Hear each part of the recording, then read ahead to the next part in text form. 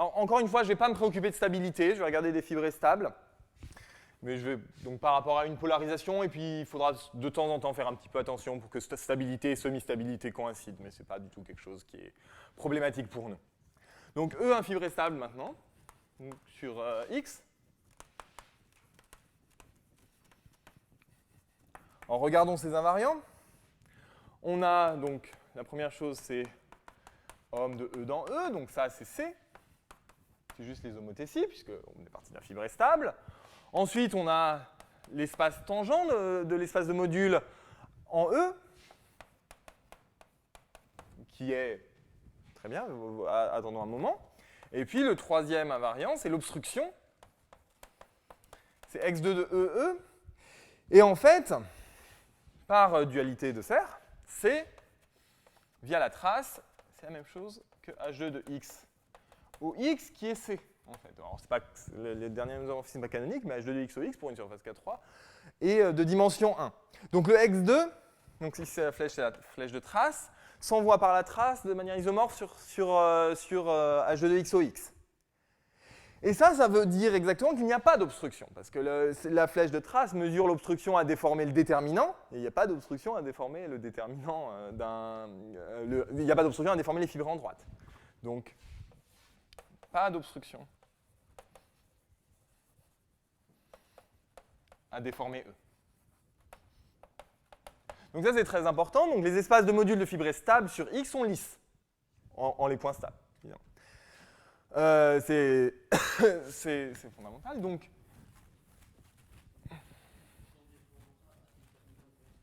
à déterminant constant, tout à fait. Mais en fait, je fixe les classes de Chern et j'ai pas de, il n'y a pas de pic zéro en fait. Donc, on peut pas, le déterminant ne peut pas varier sur une surface 4. Donc, l'espace de module de fibrés stables, donc l'espace de module peut-être de tous les fibrés stables, c'est pas grave, de fibrés stables et lisses en E.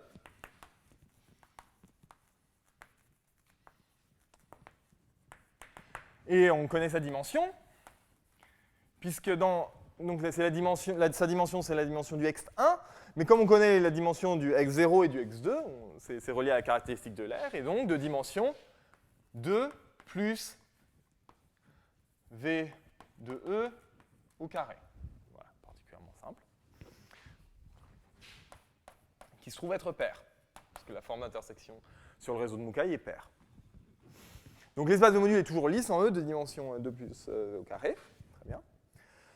Alors, on a un peu, donc c'est le résultat de base, on a un peu plus. Et c'est vraiment la remarque, le théorème fondateur de Mukai. C'est la chose suivante. On regarde l'accouplement de Yoneda sur X1. Donc on a l'espace tangent de l'espace de module, c'est ce groupe-là, X1. Puis on peut regarder donc cette flèche du produit extérieur de X1 de EE par lui-même. Ça, par Yoneda, ça s'envoie dans X2 de EE. Et en fait, via la trace, comme écrit à gauche,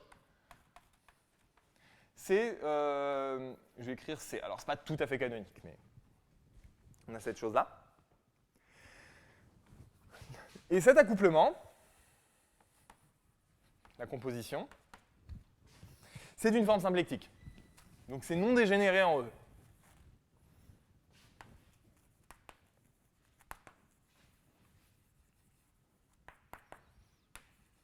En E.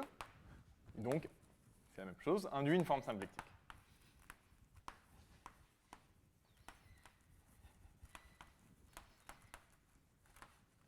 Sur l'espace de module.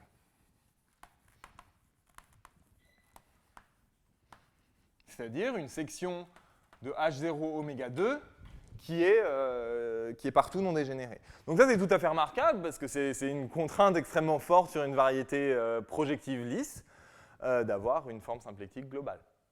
Et ça, c'est pas très difficile à démontrer, mais c'est tout à fait crucial. Bien, donc ça, c'est la géométrie, disons, qui se démontre le plus facilement. Donc, allons dans des résultats un peu plus précis.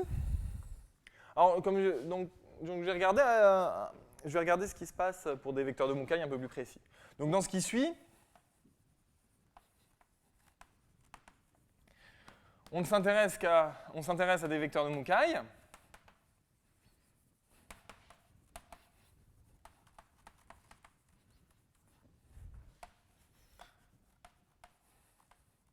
Donc R, C1 et donc, qui moins R. Alors je vais faire un tout petit peu attention. Je voudrais quand même, donc je vais regarder l'espace de modules des fibres stables qui ont ce vecteur de Mukai, donc je vais fixer le rang pour qu'il soit, qu'il soit supérieur ou égal à 1. Et je veux que le vecteur soit primitif. Techniquement c'est meilleur. Et je vais supposer que qu'il n'y a pas de problème au sujet de la stabilité, donc que la semi-stabilité et la stabilité coïncident. Ah, le vecteur n'est pas divisible par un entier. Ce n'est pas un multiple. C'est quelque chose qui vit dans un réseau. Donc je supposais que la semi-stabilité et la stabilité coïncident. Donc ça, soit vous faites un petit peu attention à la polarisation que vous choisissez, soit vous ne voulez même pas faire ça et vous arrangez pour qu'un certain nombre d'invariants soient premiers entre eux. C'est pas très difficile. Pardon ? Le vecteur de Mukai dit... Oui, parce que le vecteur de Mukai détermine les classes de Chern. C'est la même chose, enfin, c'est la même chose que R, C1, C2, c'est juste qu'on a normalisé légèrement différemment.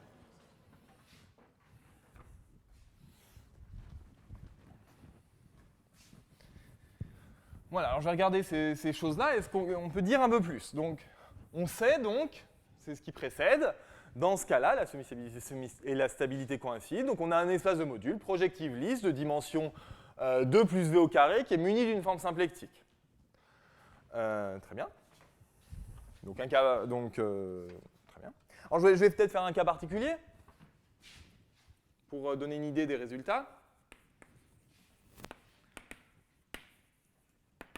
C'est quand le vecteur de Mukai, c'est 1, 0 et n-1. Donc les fibrés de rang 1 de déterminant trivial et donc avec qui moins C2 égale n-1. 1 moins n, pardon. Donc là, c'est facile à comprendre. C'est la chose suivante. Donc à z includant x. Prenons, donc on a notre surface K3x, on prend z, un sous-schéma de longueur n et de dimension nulle, donc pas forcément réduit, on associe son idéal. Et son idéal a justement, pour vecteur de Mukai, 1, 0, 1 moins n. Et donc cette chose-là, cette association, détermine un isomorphisme entre ce que je vais appeler M de V, donc je ne l'ai pas encore défini, mais c'est l'espace de module des fibrés stables de vecteur V, avec, tout simplement, le schéma de Hilbert, qui paramètre les points de longueur n de x, simplement en associant son idéal. Donc c'est ce que je vais noter dans la suite, x, n entre crochets. Donc ça définit cette chose-là. Et cet objet a été étudié et tout à fait bien compris. Donc d'abord, on comprend pourquoi il est lisse. C'est un théorème de Fogarty, que les schémas de Hilbert des points sur les surfaces sont lisses. Pardon ? Non, mais c'est... Oui, je dis fibré stable, mais je veux dire de faisceau cohérent stable. Tout à fait. Je ne suis pas en train de regarder... tout à fait. Donc Beauville a décrit complètement la structure de Xn ici. Donc on a Xn, donc ça paramètre les sous-schémas de dimension 0 de longueur n. Il y a un morphisme de Hilbert-Chow qui va dans X n entre parenthèses, qui est par définition le produit symétrique n fois de Xn, donc ce qu'on appelle epsilon, et c'est le morphisme de Hilbert-Chow. Donc qu'est-ce qu'on entend par là? On part d'un sous-schéma de longueur n, et on prend tout simplement le cycle associé. On oublie la structure non réduite, on donne juste un nombre de points. Donc on a ce morphisme de Hilbert-Chow, qui est un isomorphisme en dehors de l'union des petites diagonales. Donc on a cette chose-là. Donc ici, évidemment, c'est singulier, puisque x a dimension 2, et là, en haut, c'est lisse. Et on comprend la cohomologie, donc c'est vraiment le résultat qui m'intéresse. La cohomologie de xn, un coefficient dans z, ce H2, ça a deux parties. Donc, c'est la partie qui vient du produit symétrique. Alors, la cohomologie du produit symétrique, c'est simplement la cohomologie de x. Quand je regarde en poids 2. C'est H2 de xz. Donc, c'est la partie vraiment qui est juste le pullback par epsilon, le tir en arrière par epsilon de la cohomologie de xn. Et il y a une classe en plus. Donc, on regarde juste les choses en codimension 2. On a un diviseur exceptionnel ici. Donc, on a... Oui, tout à fait. H2 de xz, en fait, ça s'identifie à la cohomologie du xn, du produit symétrique, parce qu'il n'y a pas de H1. Donc, en fait, le H2 de x du produit symétrique, c'est les invariants sous le groupe symétrique du H2 de x puissance n, et comme il n'y a pas de H1, en fait, c'est juste le H2 de x. Donc, c'est H2 de xz plus une classe en plus qui est, alors vous voyez, il y a un diviseur exceptionnel qui correspond au sous-schéma non réduit, c'est un diviseur, et delta, donc ce diviseur-là, sa classe de cohomologie est divisible par 2, parce qu'il y a un revêtement de degré 2, quand deux points coïncident, donc sa classe est divisible par 2, donc c'est la moitié de E qui est le diviseur exceptionnel, et delta carré, donc l'auto, alors, pardon, ça, c'est un petit peu délicat. Donc, j'en parlerai dans un petit moment. On connaît la numérologie de delta par la chose suivante.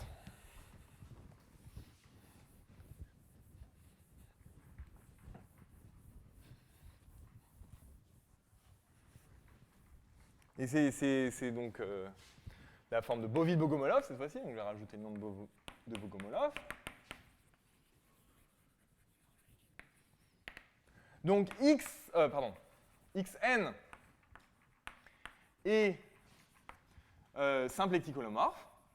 Donc c'est tout simplement muni d'une forme symplectique. Son H c'est symplectique holomorphe. Donc il est muni d'une forme symplectique, donc celle qui est écrite juste en haut. Irréductible au sens où donc ce qu'on entend par là, c'est H, c'est simplement connexe. Donc on est sur C. Et H0 de x, oméga 2, c'est de rang 1. Donc il y a une seule forme symplectique. Donc c'est ce qu'on appelle irréductible. Donc c'est symplectique holomorphe et irréductible. Et ce qu'ont montré Boville et Bogomolov, c'est que dans ce cas-là, même si xn, évidemment, c'est quelque chose de grande dimension, c'est la dimension 2n, H2 de xn est muni d'une forme d'intersection.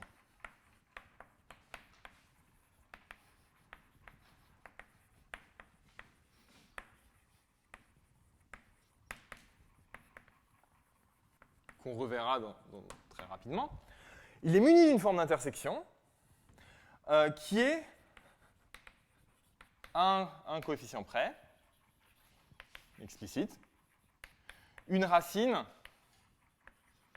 de... Alors, vous voyez, xn, une variété de dimension 2n, donc on n'a pas une forme d'intersection sur le H2, a priori, on en aurait une si on fixait une polarisation, mais je veux vraiment une forme intrinsèque.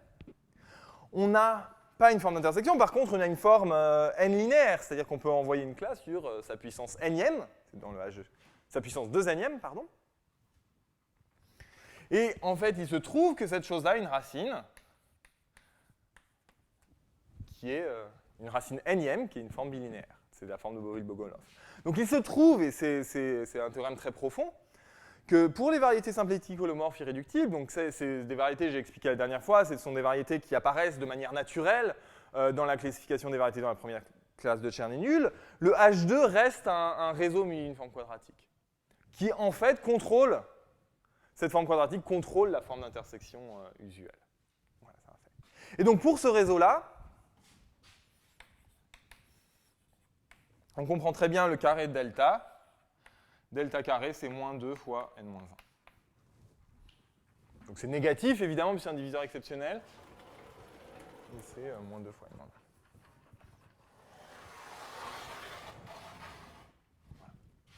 Donc on comprend tout à fait cette chose-là, la cohomologie. Et, et c'est le point, la première fois qu'on voit le point de l'astuce de Zarhin. Donc mettons que X fait une surface K3 avec un très grand degré. On a changé X en une variété qui ressemble tout à fait, Xn, ce schéma de Hilbert. Mais évidemment, sur Xn, on peut trouver des fibres en droite qui ont une toute petite, suivant un petit peu l'arithmétique de n et du degré, qui peuvent avoir une auto-intersection beaucoup plus petite. Tout simplement en regardant des choses. J'ai perdu. En regardant des combinaisons linéaires de la polarisation sur X et du diviseur exceptionnel. Donc, considérant dans H2 de Xn, Z, des éléments de la forme H moins, donc H une polarisation sur X, plus, donc peut-être alpha H plus bêta delta. Donc, qu'est-ce que c'est? Le carré de cette chose-là, alpha H plus bêta delta, au carré. Ah, j'aurais peut-être dû dire que dans ce cas-là, la décomposition est vraiment orthogonale. C'est un diviseur exceptionnel. C'est alpha carré H carré moins bêta carré 2 bêta carré n-1. Même si le carré de H est très grand, il est tout à fait envisageable, disons, de trouver des valeurs de alpha et de bêta pour lesquelles cette chose-là est strictement positive, mais petite. C'est pas invraisemblable, c'est une équation de Pell-Fermat.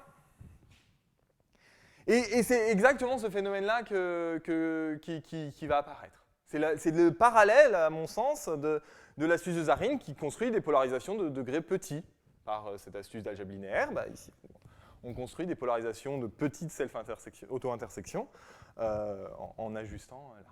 Alors, c'est soit mon incompétence, soit la réalité, qui est qu'en regardant juste les schémas de Hilbert, on ne peut pas aller jusqu'au bout, je pense. On n'a pas assez de place, donc il est plus naturel de retourner au cas d'un vecteur de Mukai plus général et d'analyser la situation.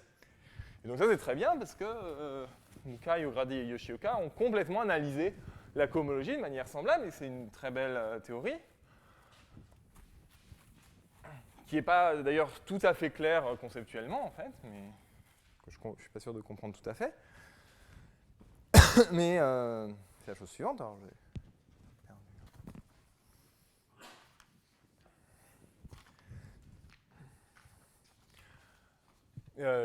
donc, par exemple, une chose qu'on peut faire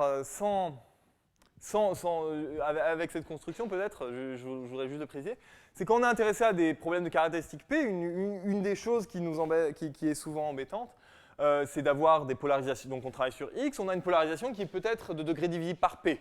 Ça peut être tout à fait. Ça arrive évidemment, et ça peut être tout à fait embêtant. Et bien par cette astuce-là, on peut trouver. Si on accepte de travailler sur X2, on peut trouver des polarisations sur X2 dont le degré est premier à P, tout simplement par cette méthode-là. On prend un alpha très très grand, on prend bêta qui est par exemple. Donc alpha très très grand est divisible. Donc alpha très très grand, cette chose-là va être divisible par P, on prend bêta petit, de façon à ce que bêta au carré fois de n-1 soit premier à P. On obtient une variété, donc X2, dont le motif est de manière complètement transparente relié au motif de X, qui a une polarisation de degré premier à P, par exemple. Donc on peut faire ça. Donc ça, c'est une chose. Donc je vais retourner au cas général, retour au cas général.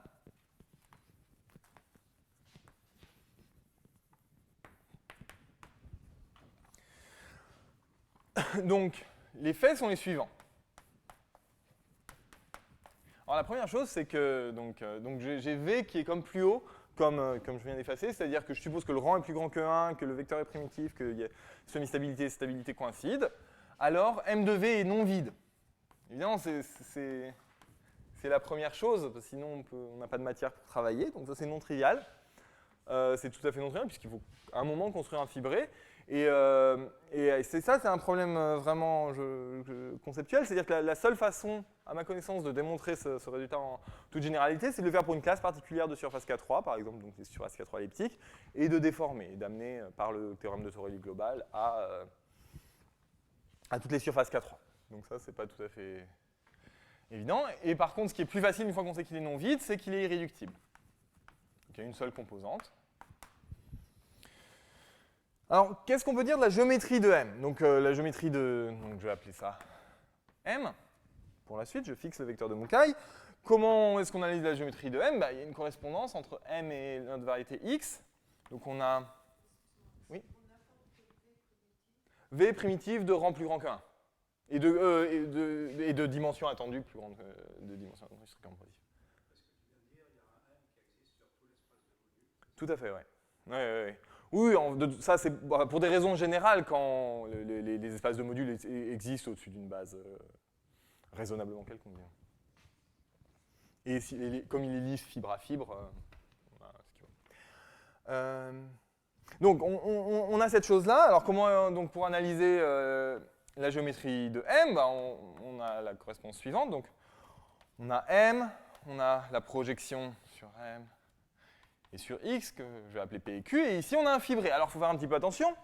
Je ne suis pas du tout en train de dire que M est un espace de module fin, évidemment. Il y a une obstruction dans un groupe de Brouwer qui empêche M d'être un espace de module fin. Par contre, on a toujours E, un fibré, ce qu'on appelle quasi-universel.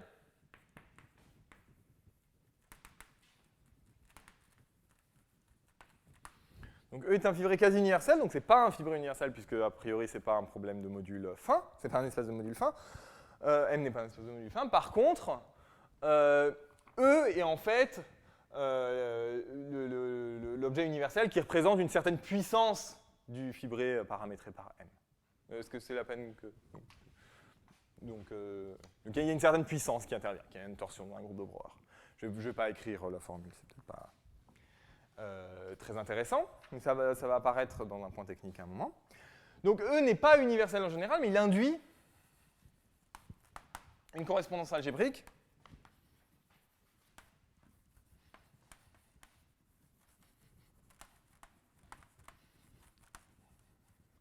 entre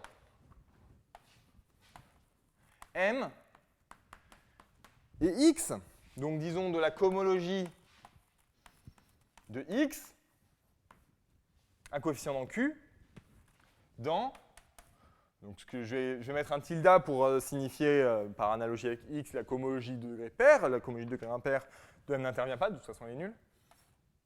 Non, elle n'est pas nulle, enfin, elle n'intervient pas ici. Une correspondance comme suit, qui envoie C, une classe de cohomologie C, sur, il y a une chose naturelle à faire, on tire en arrière par Q, on prend l'intersection avec le vecteur de Mukai du fibré quasi-universel. Alors ici, c'est là où on n'a pas un fibré universel, donc le rang est plus grand et un multiple du rang des fibrés paramétrés par M, donc il faut diviser par une certaine constante, S, qui correspond à cette torsion de groupe de Brouwer, et puis on tire en avant. Donc c'est pour ça, c'est à cause de cette division que je suis obligé de travailler avec coefficient rationnel. Évidemment, si on avait un problème de module fin, on aurait pour gratuitement une correspondance à coefficient entier. Donc on a cette chose-là, très bien, et c'est là où les miracles arrivent.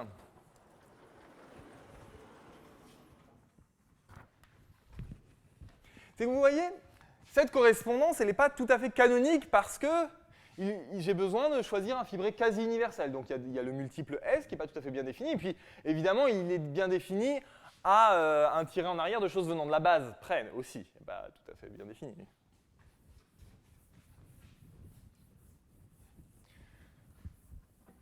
Mais il est bien défini. Cette correspondance n'est pas bien définie sur tout le H tilde de X, mais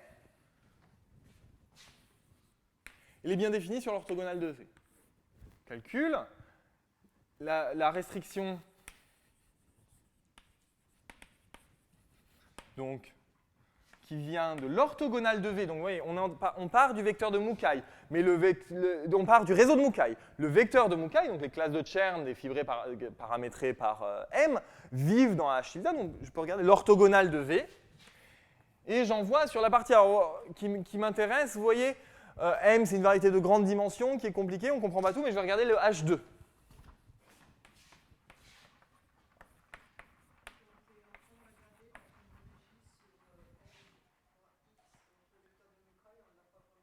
Ah oui, oui, tout à fait. C'est toujours le caractère de Chern pour la classe de Todd, tout à fait.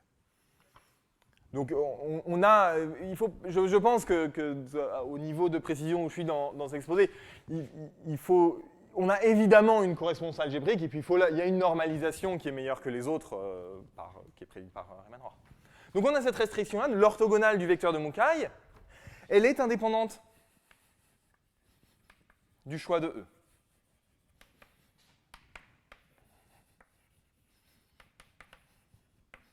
Donc comme il est un petit peu tard et que j'ai d'autres choses à dire, je ne vais pas faire le calcul, mais c'est un calcul tout à fait élémentaire. Donc la partie il y a une partie du vecteur de Mukai du fibré quasi universel qui vient du vecteur de Mukai dans M et qui donne cette chose-là. Il est indépendant du choix de E. Et encore mieux, alors on a deux choses. Donc ça c'est élémentaire. Et le théorème donc, qui est dû à Mukai et au Grady dans la restriction, dans la situation où je me suis mis. Pardon, oui. Il y a un seul M. Il n'y a qu'un seul M, qu'il soit droit ou non. Donc Mukai et O'Grady m'ont démontré la chose suivante. La correspondance ci-dessus induit un isomorphisme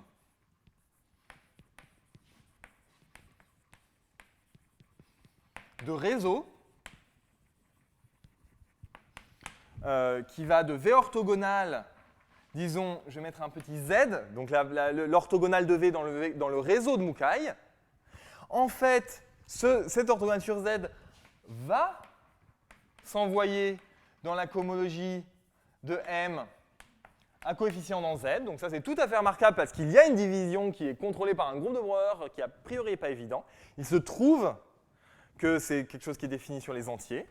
Et c'est un isomorphisme de réseau. Alors, il faut faire un petit peu attention, ce n'est pas tout à fait vrai. Ça, c'est seulement vrai si V carré est positif, strictement positif. C'est-à-dire si l'espace de module, je vous rappelle que la dimension de M, c'est 2 plus V au carré, donc si l'espace de module n'est pas une surface, si V carré est égal à 0, si V carré est isotrope, alors cette fois-ci, on peut regarder toujours l'orthogonale de V, mais on a un vecteur naturel dedans qui est V lui-même. Donc ce qui est naturel pour avoir une forme non dégénérée, c'est l'orthogonale de V quotientée par ZV. Et dans ce cas-là, c'est ça qui contrôle la cohomologie de M. Donc il y a une dimension de moins. Donc ça, c'est quand V carré est égal à 0. Donc, encore une fois, le point quand je viens d'identifier le réseau, c'est qu'il y a une forme quadratique à droite qui est la forme de Bogomolov dont j'ai parlé tout à l'heure. Et qu'on retrouve là-dessus. Donc il y a un théorème tout à fait net. Donc dans le deuxième cas, vous voyez, M est une surface qui était munie d'une forme symplectique, en fait. Et c'est la classification des surfaces qui permet de conclure que ça doit être une surface K3, et donc il n'est pas très difficile, en comparant les dimensions, de montrer cet isomorphisme. Alors, il y a plusieurs étapes, mais je voudrais insister sur le fait que, à ma connaissance, on n'a pas de démonstration tout à fait conceptuelle de ces résultats-là. Dans le cas, donc le deuxième cas, c'est le cas qui a été fait par Mukai. La méthode, c'est M est une surface projective lisse, munie d'une forme symplectique. On utilise la correspondance et puis sa transposée, qui va dans l'autre sens, pour montrer que, au moins si on est sur Q, on a une propriété d'injectivité, et puis ensuite, M va avoir besoin d'être une surface K3, donc la dimension à droite, c'est 22, la dimension à gauche, c'est 22 aussi. Puis ensuite, il faut un peu travailler pour avoir attrapé ça sur Z. Mais c'est déjà pas tout à fait conceptuel. Et alors la démonstration qui est due à O'Grady dans le cas général, elle est très belle, mais il y a des choses qui sont plus difficiles à comprendre, dans le sens où la façon dont O'Grady démontre son résultat, c'est d'abord de se ramener au cas d'un espace de module fin en déformant. Donc on a des obstructions cohomologiques au fait d'avoir un fibré quasi universel ou non. On déforme X avec le vecteur de Mukai suffisamment pour avoir un espace de module fin et se convaincre que cette chose-là est définie sur Z. Et ensuite, on démontre cette isomorphisme-là pour des surfaces très particulières, donc des surfaces elliptiques. Et c'est pas du tout évident, c'est de la géométrie assez subtile. On n'a pas, disons, quelque chose de tout à fait... il y a sans doute quelque chose qu'on ne comprend pas. Mais c'est très bien. C'est un résultat très satisfaisant, en tout cas, qui a un énoncé très propre. Et maintenant, la situation de l'astuce de Zarine est tout à fait simple. On part. Comment est-ce qu'on construit une variété auxiliaire? Donc, on part de X.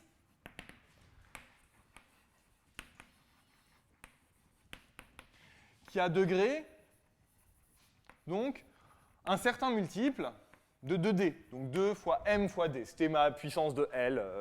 J'avais mis. Donc partons d'un multiple, et puis on verra quel multiple on veut prendre. Et donc on regarde, alors on a la partie algébrique du vecteur de Mukai, du réseau de Mukai qui s'injecte dans le réseau de Mukai. Donc on va regarder un espace de modules de fibré sur X. Donc on veut trouver un vecteur de Mukai là-dedans. Alors là-dedans, on a évidemment deux choses. On a un plan hyperbolique, par construction, c'est ce qu'on a rajouté au H2, on a rajouté un plan hyperbolique, et on a l'espace engendré par la section hyperplane. Donc, c'est juste le réseau de rang 1, 2 fois m fois d. Cette chose-là. Maintenant, qu'est-ce qu'on cherche? On cherche un espace de module de dimension 4. Donc, on cherche un vecteur de Mukai, V, qui vit dans n de x, avec v carré égale 4. Et on cherche de plus un fibré en droite sur M qui a auto-intersection pas trop grande. Donc en fait, on cherche un élément qui est orthogonal à V dans n de x et qui est pas trop grand. Et disons quelque chose que je vais appeler petit l, qui sera la classe de Chern de mon fibré, avec L, V égale 0, et L carré, donc R qui est indépendant de petit m, qui veut dépendre de D. Donc ce qu'on cherche, c'est à mettre, c'est complètement idiot, on cherche à mettre un réseau de rang 2, donc le réseau engendré par deux vecteurs orthogonaux d'auto-intersection 4 et R. Alors, vous pouvez choisir R. Vous cherchez à le mettre dans ce réseau de rang 3, indépendamment de M. Bon, c'est un exercice. D'arriver à faire ça pour certaines valeurs de M. C'est comment est-ce qu'on plonge un réseau de rang 2 défini positif, pas trop gros, dans un réseau de rang 3 qui a un discriminant qui tend vers l'infini et qui a une signature. Donc il faut travailler un petit peu, mais on sait entièrement classifier ces choses-là. Donc vous pouvez vous convaincre que le théorème que j'ai donné est vrai. Donc on sait construire ces fibres-là. Donc ça implique le théorème. Donc évidemment, la fin est un petit peu, est pas très intéressante. C'est une fin d'algèbre, disons, en tout cas qui n'est pas du tout géométrique, mais c'est la même chose qui se passe dans l'astuce de Zarine, à un moment où on comprend suffisamment bien la géométrie des polarisations sur une variété abélienne, et puis on applique le fait que tout entier est somme de 4 carrés, qui n'est pas un énoncé complètement différent de cette chose-là. Voilà, donc ça démontre le théorème 1 à epsilon près, c'est-à-dire qu'on sait construire un espace à partir de x de degré arbitrairement grand, on sait construire un espace de module de dimension 4 avec un fibré de carré positif borné. Alors dans le théorème 1, j'avais dit que le fibré était big. Oui. Tout à fait, oui.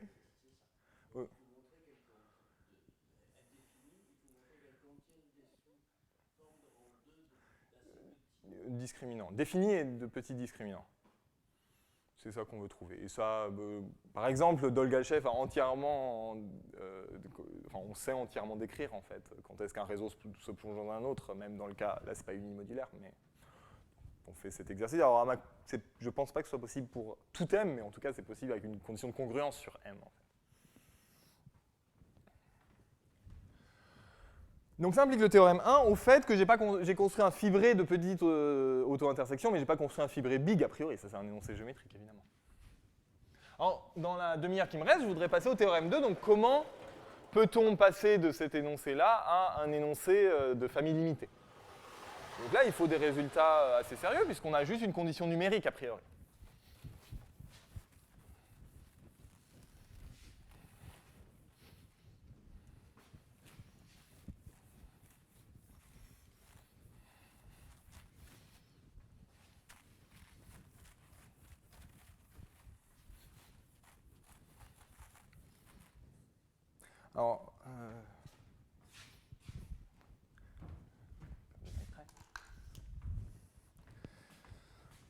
Alors, esquisse du théorème 2 de preuve.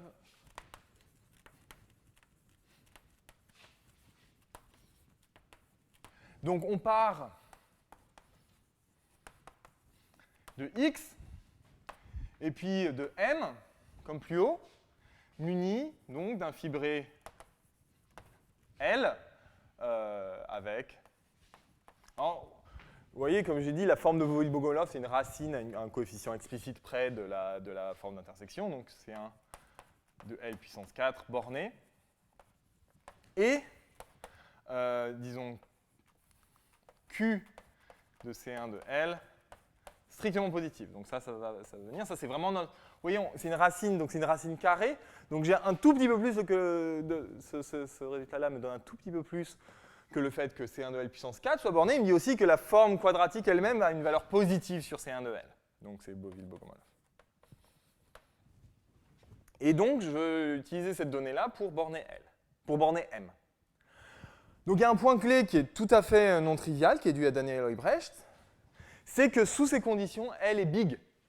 Et non seulement elle est big, mais L a des sections, un certain multiple explicite de L a des sections. Donc, point clé, qui est dû à Daniel Huybrecht,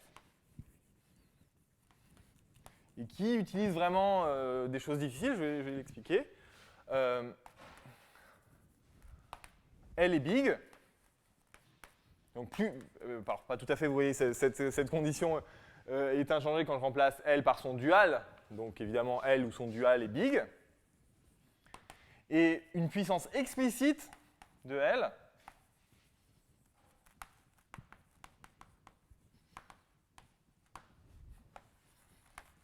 a des sections. Donc ça, c'est... H0 de L est...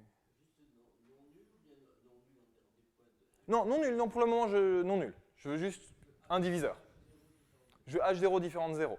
Après, Après, évidemment, il va falloir passer à beaucoup de sections, puisqu'on va vouloir utiliser un morphisme bidirectionnel, mais le point, qu'il y en a au moins une. En fait, il y en a même, effectivement, on peut donner des... On peut expliquer. Alors, comment est-ce que... Donc, c'est pas tout à fait l'énoncé de Huybrecht qui est usuel. Donc, en fait, Huybrecht démontre...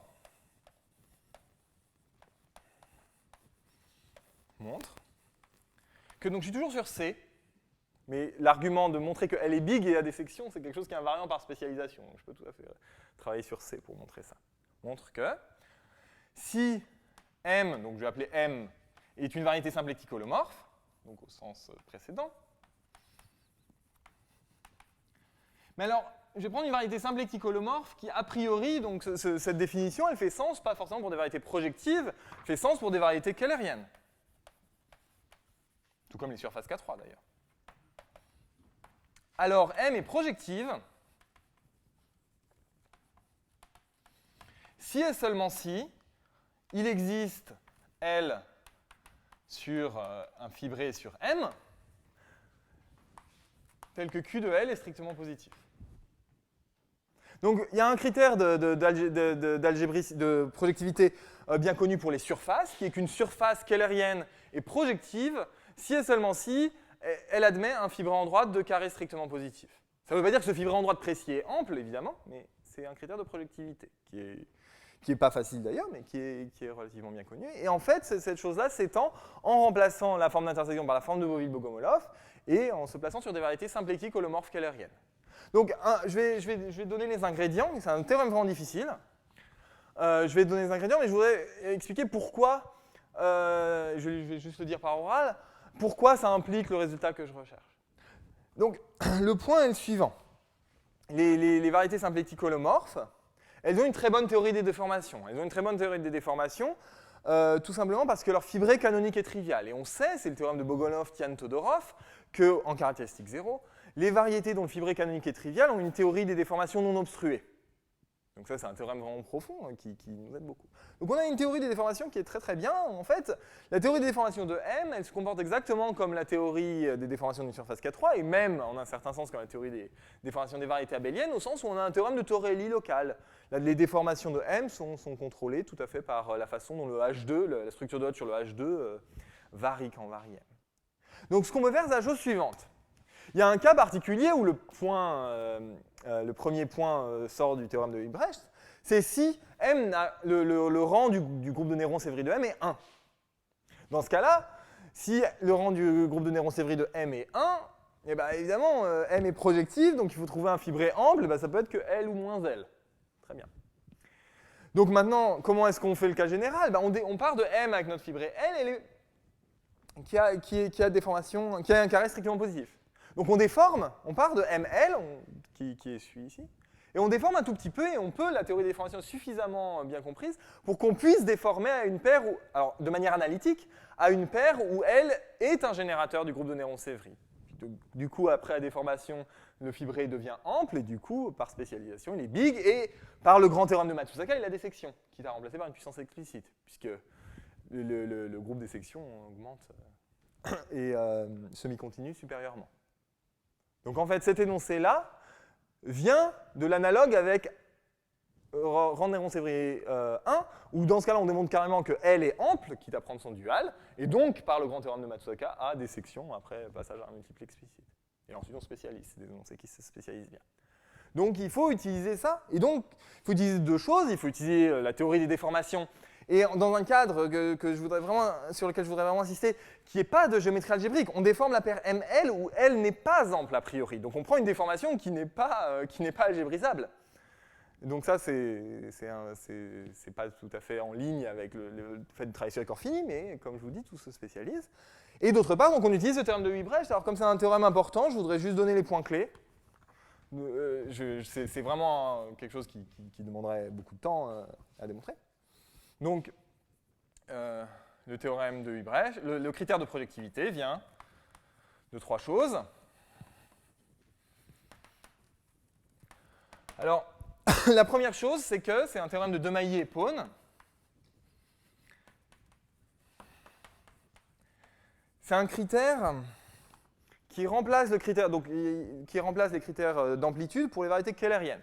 Donc il y a un critère d'amplitude qui est dû à Nakai-Moshezon, qui dit qu'un fibré est ample si et seulement si sa puissance maximale sur toute sous-variété de X est strictement positive. C'est le critère de Nakai-Moshezon. Donc il y a une variante qui est difficile due à Demailly et Pone, de Nakai-Moshezon, pour les variétés kehleriennes.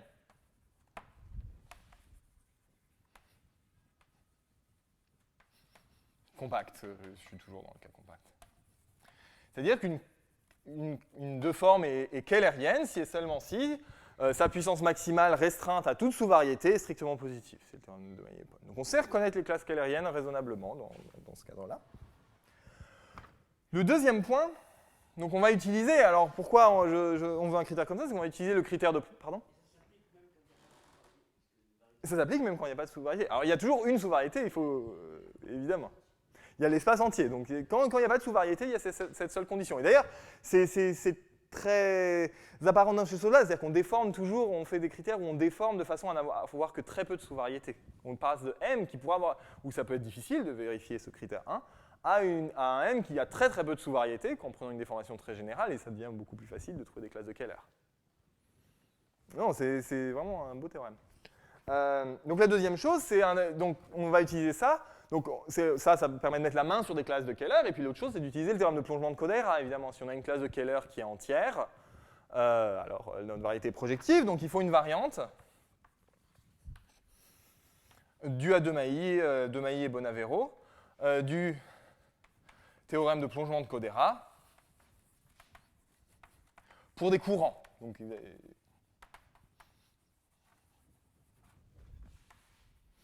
C'est-à-dire qu'on va, c'est pas tout le théorème de plongeon de Kodera, c'est pour des formes keylériennes, il faut une condition, il y a des dégénérescences qui arrivent, et il faut appliquer à des courants. Alors, une fois qu'on a ces deux choses-là, quel est le procédé?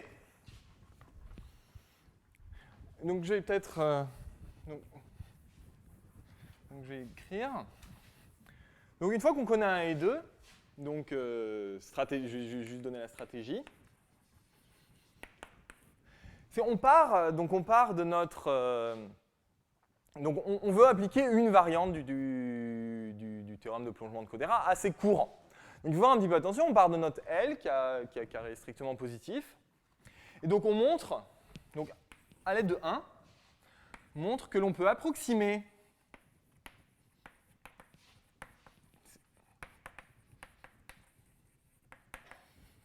C1 de L par, alors attention, donc M a priori est donné, c'est peut-être une variété assez compliquée, elle a peut-être beaucoup de sous-variétés, on ne peut pas du tout montrer comme ça que L est une forme de Keller. On aurait gagné évidemment si on faisait ça, on aurait montré qu'il était ample, mais ce n'est pas le cas en général. Donc on peut approximer C1 de L par des formes de Keller, mais quitte à déformer.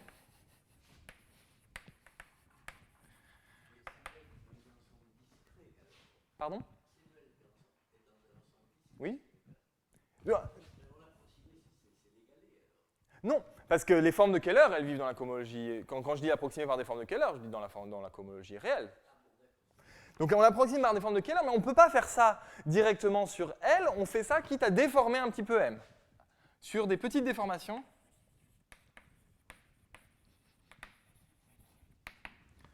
De M. Donc c'est ça, on applique 1. On déforme M de manière suffisamment générale pour que le critère de Nakaimoto-Shisen devienne plus facile à démontrer, parce qu'on a moins de sous-variétés sur une déformation très générale.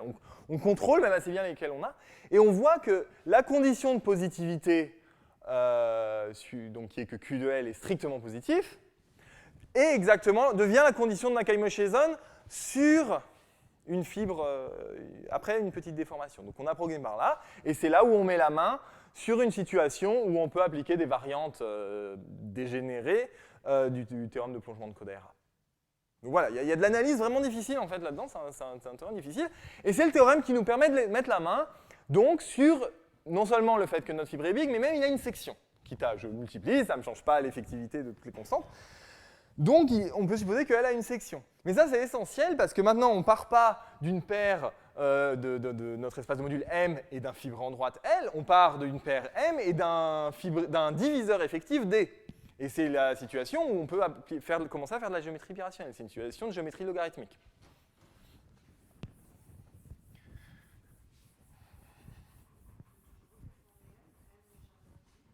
Non, M n'est jamais rigide parce que c'est une variété justement symplectico. Les déformations de M, c'est H1 de x, elles ne sont pas obstruées par Bogolian-Todorov, c'est H1 de xtx qui est de dimension 21 ici. M, c'est l'espace de module. Oui, mais l'espace de module, j'ai décrit sa structure de Hodge, c'est vraiment une structure de Hodge de type K3 un peu plus grosse, donc il n'est pas rigide.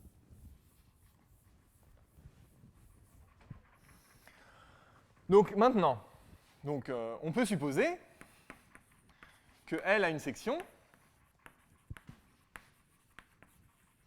de diviseur D. Donc, qu'est-ce que ça signifie? Alors, on peut regarder la paire MD, cette fois-ci, avec un diviseur effectif, c'est de log type général.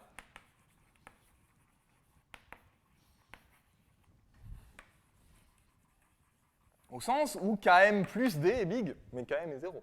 Donc D est big. Alors évidemment, on n'est pas encore tout à fait en situation d'appliquer. Donc, qu'est-ce que je vais faire maintenant?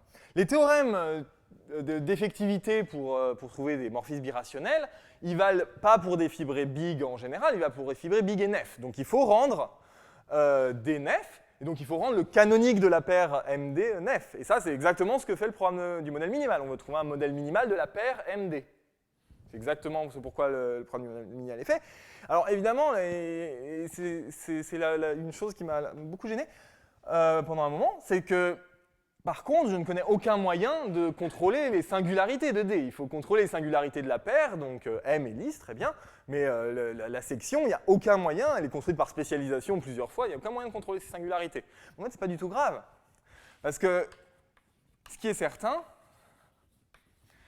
c'est qu'on peut appliquer le programme du modèle minimal, non pas à MD, parce que ça, c'est pas, donc il faudrait que ce soit quelque chose comme Kawamata log terminal, mais on l'applique à la paire epsilon D. Un tout petit multiple de D, rationnel.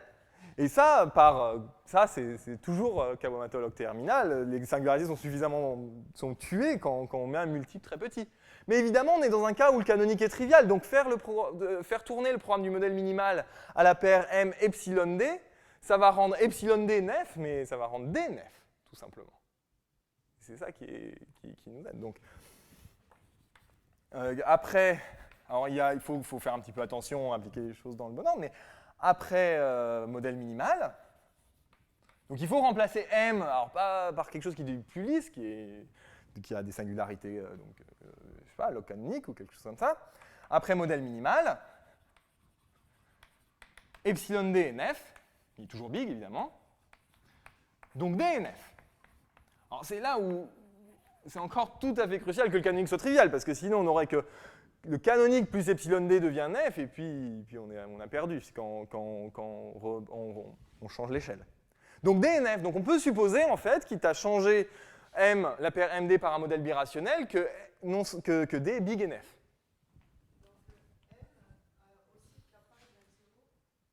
Tout à fait. C'est une variété symplectique. Il y a une forme symplectique, en fait. C'est la forme symplectique de Mukai qu'on a construite au tout début.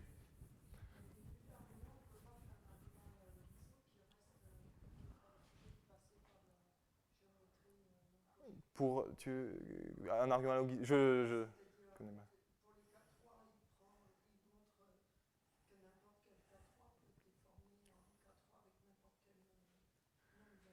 Oui, tout à fait. Mais là, on veut. Oui, bah, c'est les arguments qu'on.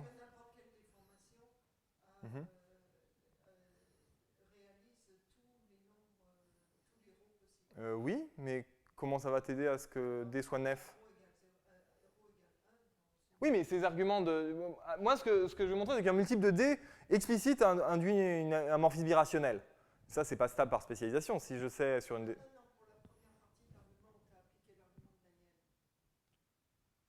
Oui, mais donc après, j'arrive à quoi? Rho égale 1. Ah, pour montrer... Oui, ben, j'arrive à rho égale 1. Tout à fait.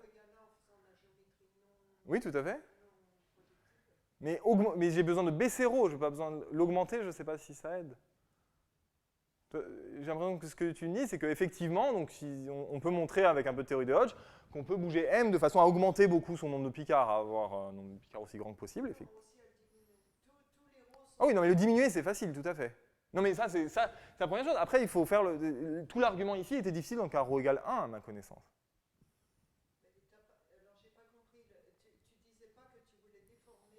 Mm-hmm.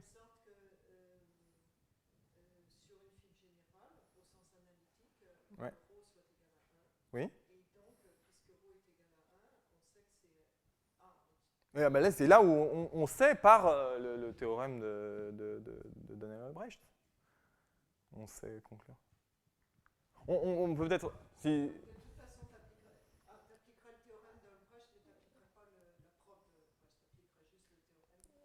Non, et après, j'ai donné, quand j'ai expliqué la preuve du théorème de Albrecht. Juste parce que c'est quand...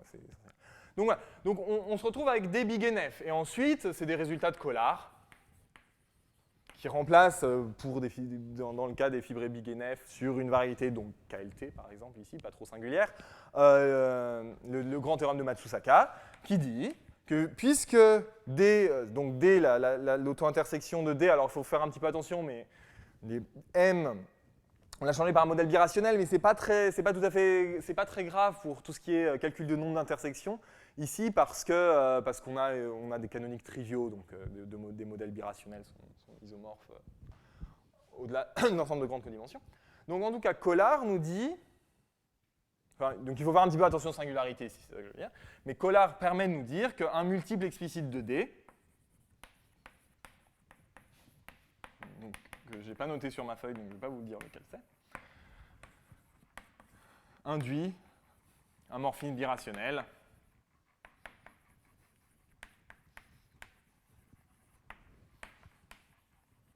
de X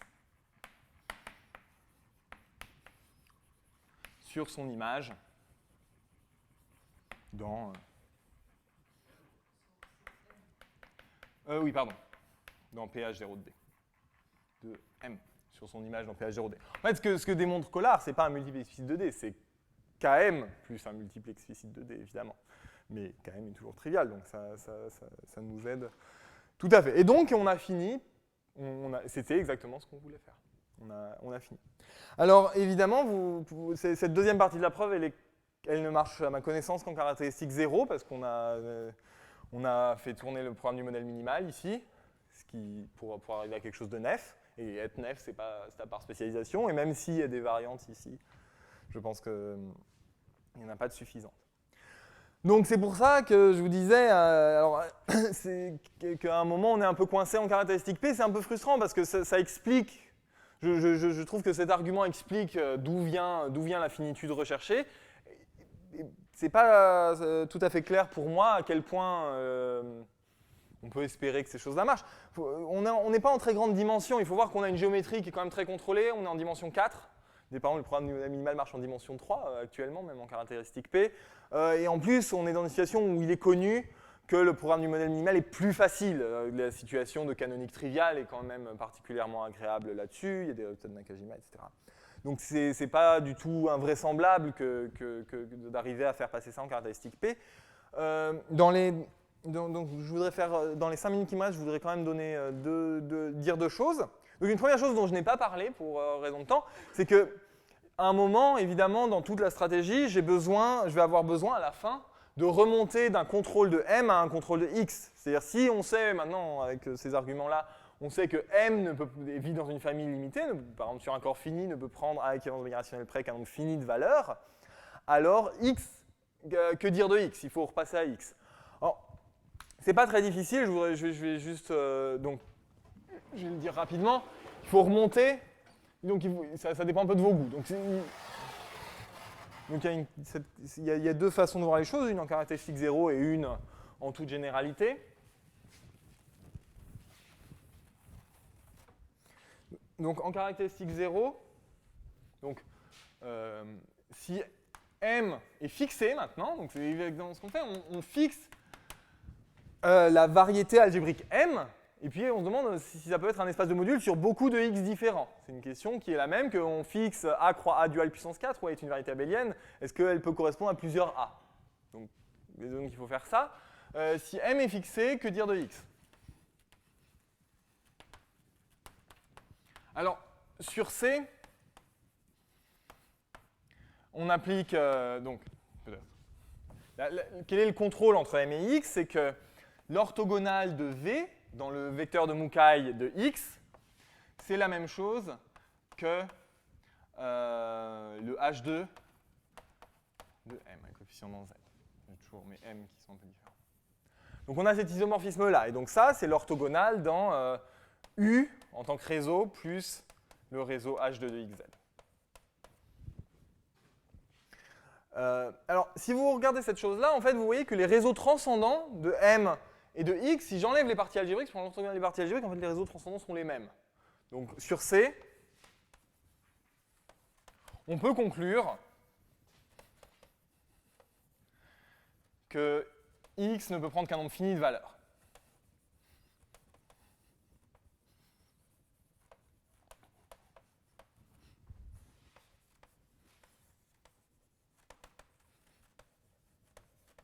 Donc ça, c'est la première chose. On peut prendre qu'un nombre fini de valeurs, X ne peut prendre qu'un nombre fini de valeurs, donc il faut regarder donc, cet argument de réseau transcendant. Il faut dire que la structure de Hodge de X est tout à fait contrôlée par la structure de Hodge de M, qui elle est fixée, puis on applique du théorème de Torelli, quelque chose comme ça. Si vous voulez un argument qui marche en toute caractéristique, alors je ne sais pas tout à fait le faire, mais ça, sur les corps finis, on peut montrer plus facilement que X en fait vit dans une famille limitée. Ce qui suffit, parce qu'ensuite on réapplique les arguments arithmétiques à X elle-même. en général, X vit dans une famille limitée.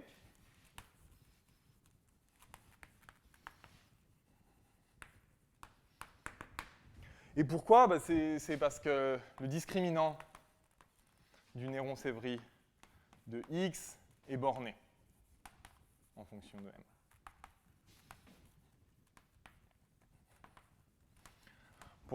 Donc le discriminant du Néron-Sévry de X est borné en fonction de M, tout simplement parce qu'on a pris l'orthogonale. Donc si on regarde cette fois-ci la partie algébrique du réseau de Mukai et le Néron-Sévry de M, les deux sont reliés à orthogonale d'un vecteur V près. Donc le discriminant du Néron-Sévry de X va être borné par un facteur qui dépend du discriminant du Néron-Sévry de M et par V au carré.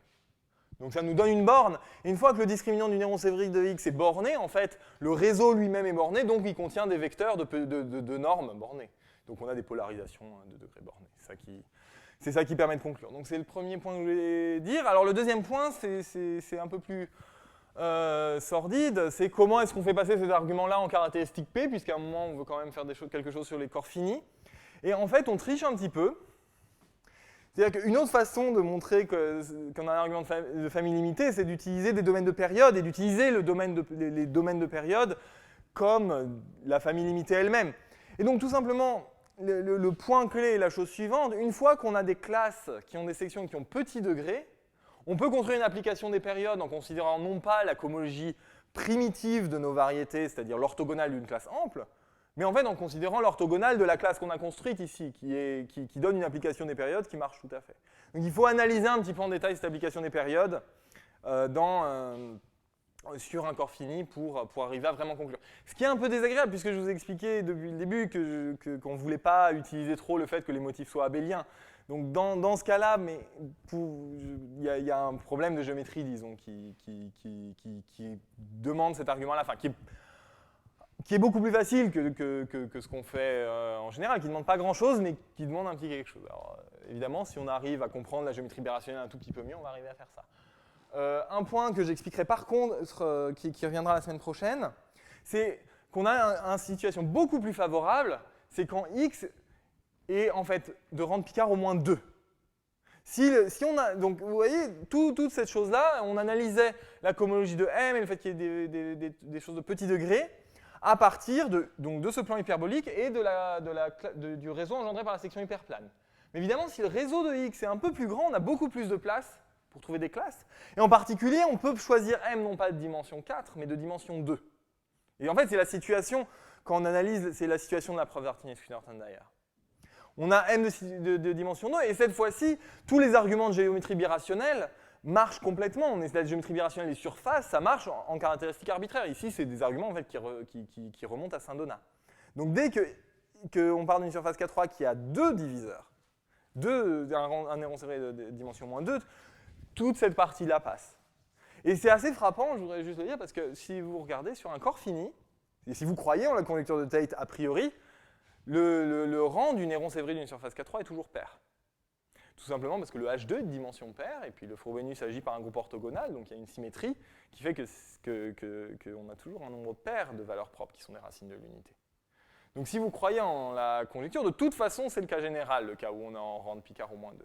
Et c'est, après tout, peut-être pas tout à fait invraisemblable qu'on puisse montrer plus facilement qu'une surface K3 a toujours un nombre de Picard au moins 2, puisqu'on a envie de jouer avec le graphe. Il y a un graphe du Frobenius quelque part, et puis il faut arriver à bricoler quelque chose qui vive sur la surface K3.